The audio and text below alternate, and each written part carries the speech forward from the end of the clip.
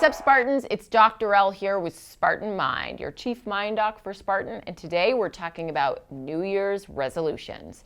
Now, there's usually two camps of people, right? There's people who set New Year's resolutions, and there's people who don't. There's people who love New Year's resolutions, and there's people who don't. I totally get it. Whether you're that person who loves it or that person who doesn't, hopefully this episode is just going to give you a little bit of information on A, why we set New Year's resolutions in the first place, and B, how they can either be helpful or harmful. So as we move into the new year, you'll see a whole lot of marketing campaigns and advertising campaigns around New Year, New You.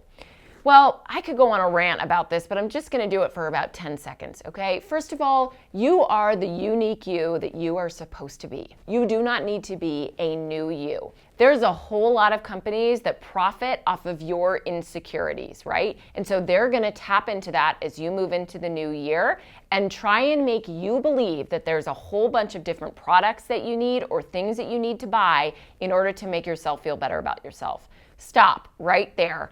All you need is everything that's already inside of you to make you feel better about yourself. So do not move into the new year thinking that you need a whole new you.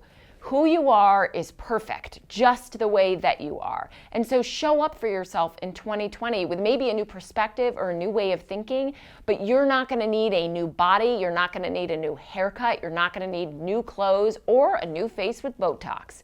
You are perfect, and let yourself be that way, okay? So yes, okay, separate, that's my rant, but I had to get it off my chest. So New Year's resolutions. One of the reasons why people set New Year's resolutions is because they want to achieve goals, right? They want to work towards something.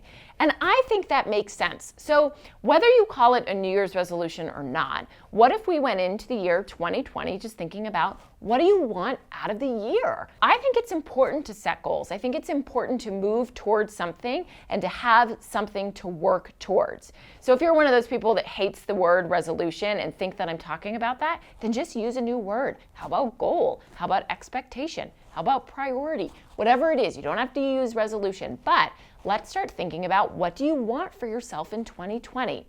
Okay, so there's a few ways that you can go about that. The first is to think about, okay, well, what didn't work for me in 2019? What did I not do that I really wish that I had done?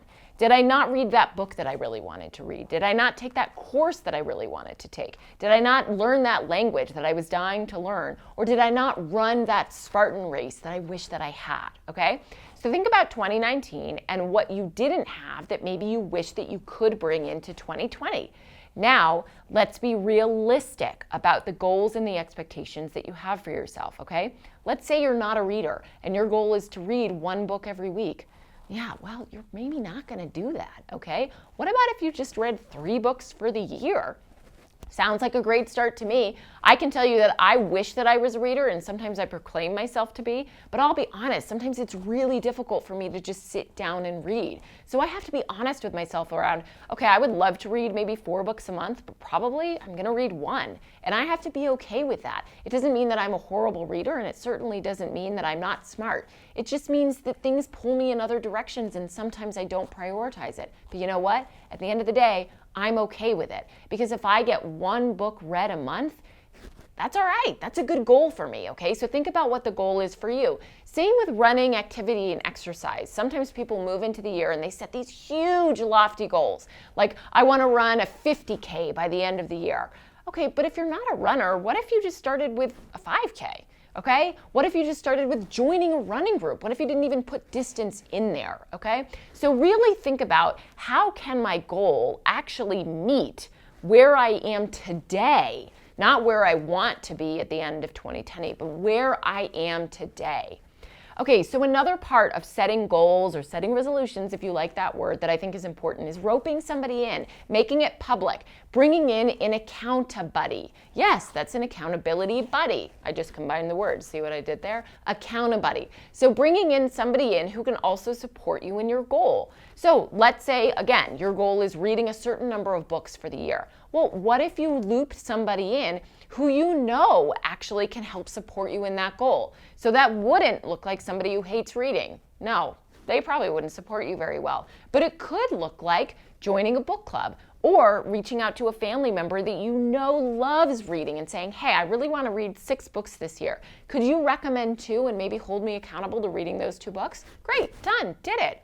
Let's say you have an activity goal, right? Your goal is to run a 5K by the end of the year. Well, what if you reached out to one of your friends who's super active and asked if they can help hold you accountable? Or what if you joined a running group? You could do that too. So the point is to loop somebody in that's going to support your goal and not make you feel bad about it if you don't move towards it, but hold you accountable, right? And check in with you regularly, okay?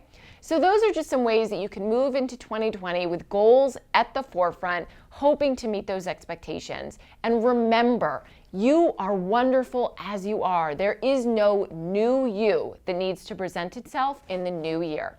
I'll see you in 2020.